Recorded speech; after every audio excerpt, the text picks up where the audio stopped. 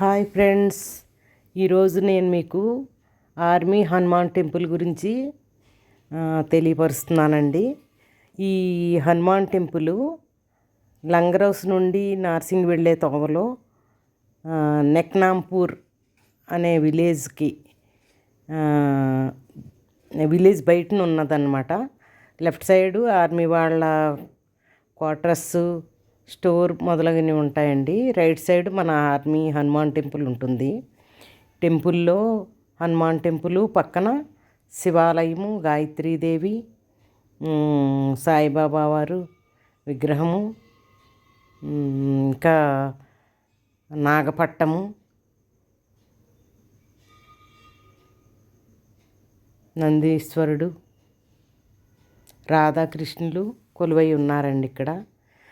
ఈ శివాలయం ప్రత్యేకత ఏంటంటే, మనం సొంతంగా అక్కడ జలాలు తీసుకొచ్చి అభిషేకం చేయొచ్చు అన్నమాట. మన స్వహస్తాలతోటే మనం అభిషేకం చేసుకోవచ్చు.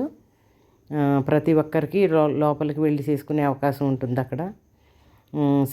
ఇది నాగపట్టం అన్నమాట, నాగేంద్రుడిది. ఇట్లా పిల్లల కోసం అది మొక్కుకుంటారనమాట. వాళ్ళు కోరికలు తీరిన తర్వాత అక్కడ అన్నదానం ఇవ్వడం సంప్రదాయంగా వస్తుందటండి. నేను ఒకసారి అనుకోకుండా వెళ్ళడం జరిగింది ఈ హనుమాన్ టెంపుల్కి.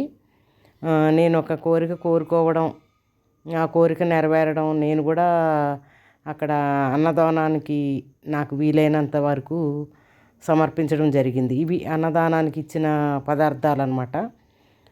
ఎవరికి ఏమీ చెప్పనవసరం లేదండి. అక్కడ మనం తీసుకెళ్ళిన రైస్ బ్యాగ్ కానీ, ఆయిల్ కానీ ఏం తీసుకెళ్తే అవి అక్కడ పెట్టేస్తామన్నమాట. ప్రతి శనివారం మరియు మంగళవారం అన్నదానం ఉంటుందంట అక్కడ. ఇవి స్వామివారి వస్త్రాలు అన్నమాట, భద్రపరిచిన బీరువా.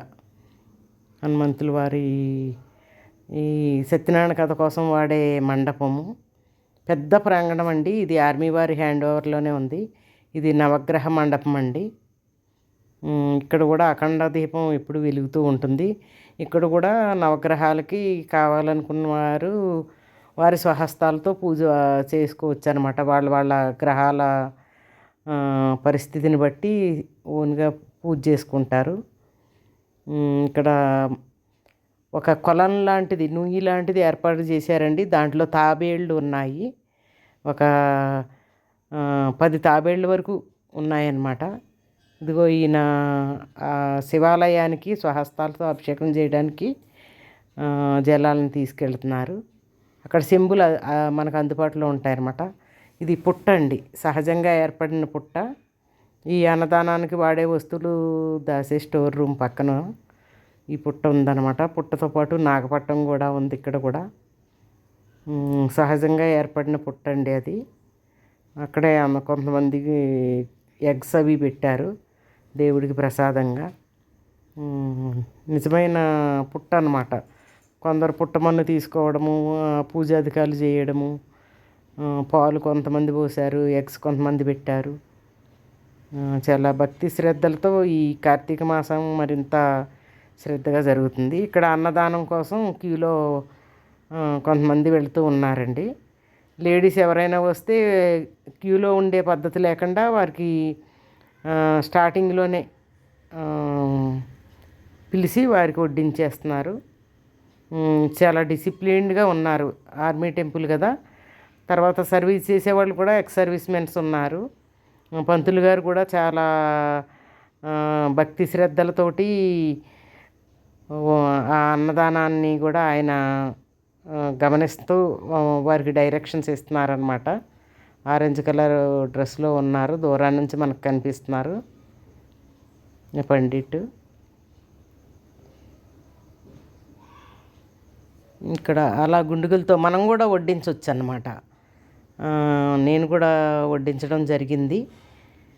మనం అన్నదానం ఇచ్చిన రోజే కాదు, మనం ఎప్పుడైనా వెళ్ళినప్పుడు ఇవ్వచ్చు అనమాట. కొందరు స్వామిలు కూడా భిక్ష స్వీకరిస్తున్నారు అక్కడ. అంతా భక్తి శ్రద్ధలతోటి. ఆలయ బయట ప్రాంగణం అండి ఇది. పక్కన పెద్ద మర్రి చెట్టు ఉంది. మర్రి చెట్టు కింద కూడా చాలామంది దీపారాధన చేశారు. కొంచెం శిథిలమైన దేవుడు పటాలు అటువంటివి కూడా కొంతమంది తెచ్చి ఇక్కడ పెట్టడం జరిగిందనమాట. వాళ్ళు శాస్త్రయుక్తంగా నిమజ్జనం చేస్తారనుకుంటాను. కొంచెం పాడైన విగ్రహాలు కానీ ఫొటోస్ కానీ తెచ్చి ఇక్కడ కొంతమంది ఉంచి వెళ్తున్నారు. దీపారాధన ఆరిపోకుండా రాళ్ల మధ్యన చేసిన సౌకర్యం ఉంది. జై శ్రీరామ్.